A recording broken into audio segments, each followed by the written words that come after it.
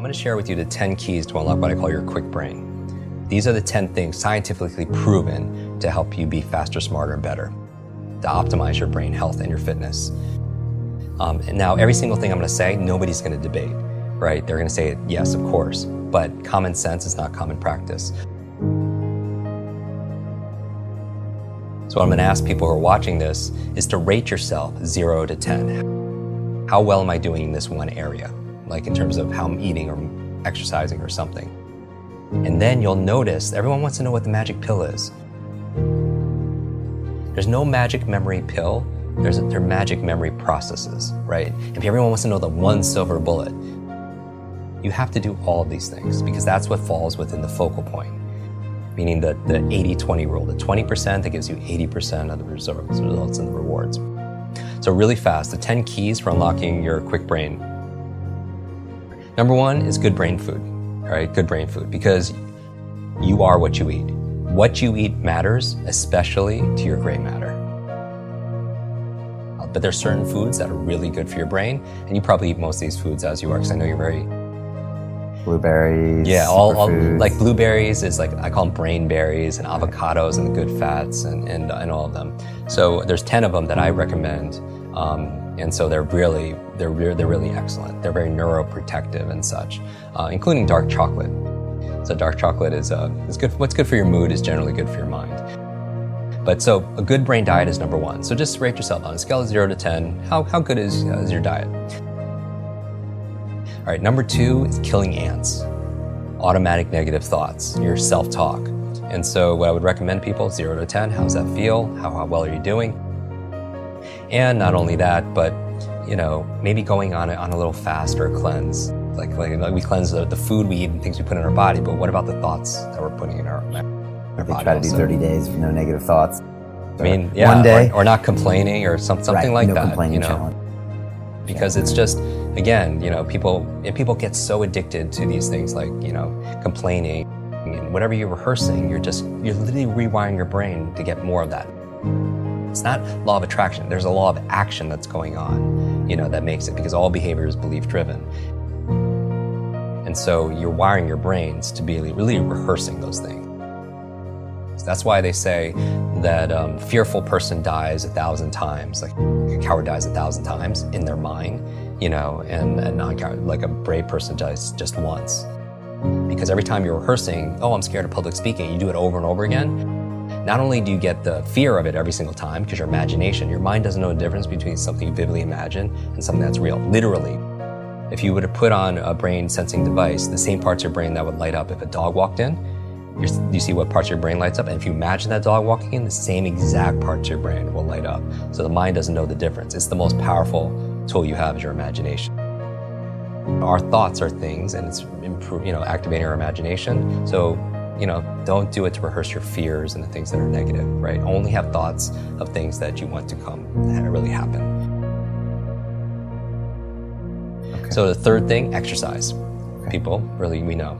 Number 4, brain nutrients. And this is a subject that comes up because, a lot of people travel, they have fast food lifestyles, and, but maybe they're lacking in certain supplements. And what I would say is, I'm not a nutritionist, I'm not anything that ends on an ist, but go to a doctor, a good functional medicine doctor, have a blood test. And I say the same thing for diet. When people say, what's the best? Do food sensitivity tests. See what your blood says, red, yellow, green. Red, stay away from, yellow, sparingly, green, and see how you flourish on it afterwards, right? And then test it.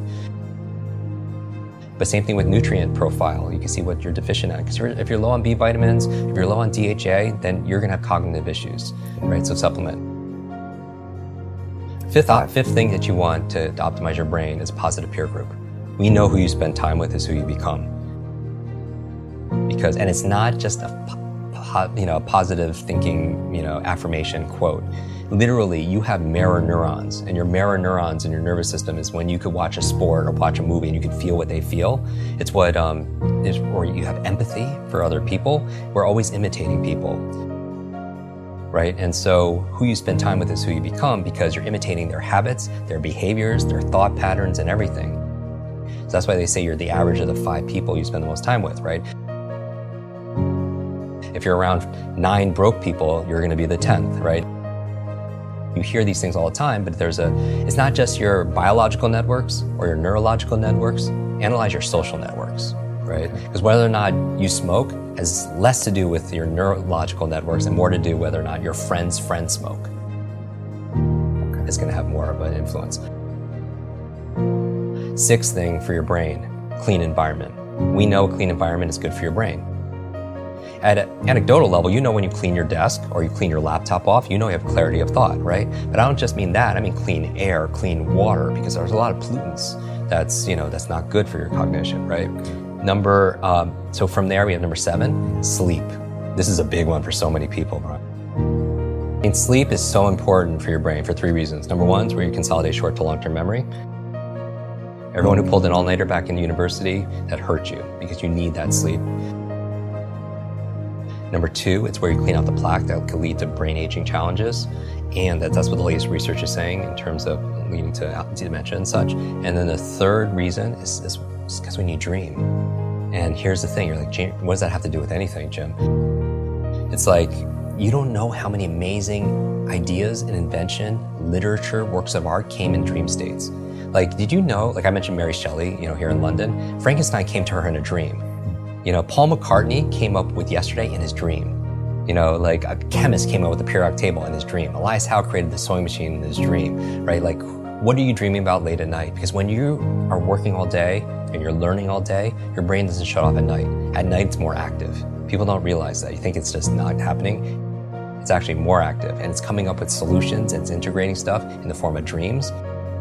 Number 8 is brain protection, meaning that, like I work with a lot of athletes, high performer athletes. Concussions are a big deal, right? And I've had a number of TBIs, traumatic brain injuries. But not just that, I did a whole episode on electromagnetic fields. Like, people don't realize that like our smart devices, like our brains didn't really evolve to have like all this electricity like right by our brains, And I read recently that 90% of kids sleep with their phones underneath their pillows.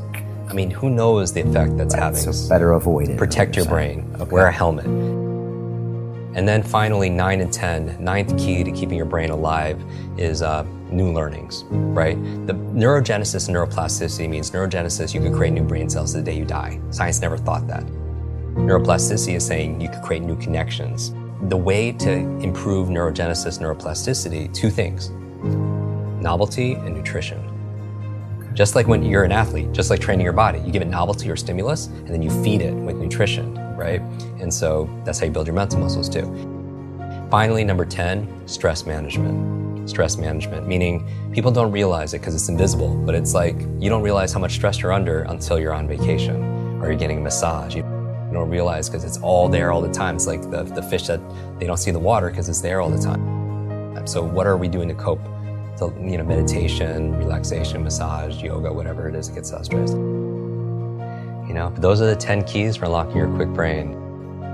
Genius leaves clues that it's not a mystery. We just have to do it. Just like going back to this, that, first you create your habits and then your habits create you.